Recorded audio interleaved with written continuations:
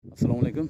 Bizning kuzatuvchilar, mana darvozamizni dastlabki qilib olib kelib o'rnatib, bu darvozamizni Toshkent viloyati Yuqori Chirchiq Qushli mahallaga olib kelib o'rnatib berdi.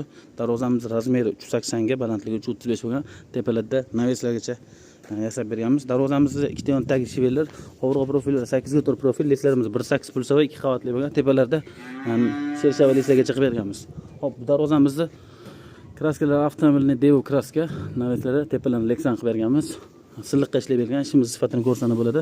Shu turp umuman sepilmagan, silliqqa ishlab berilgan. Tepalarga o'sha gullarni ham sifatli yaxshisidan qo'yib berilgan, arzon narsa qo'yilmagan. Naveslarimizni ko'rinishlari.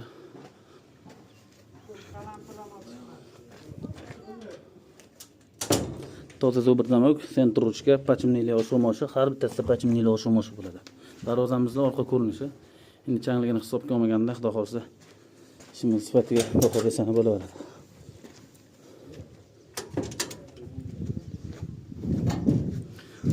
Oka, darvozamiz yo'qdimi?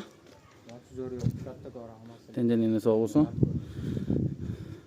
Xizmatlar bo'lsa telefon qilarsizlar.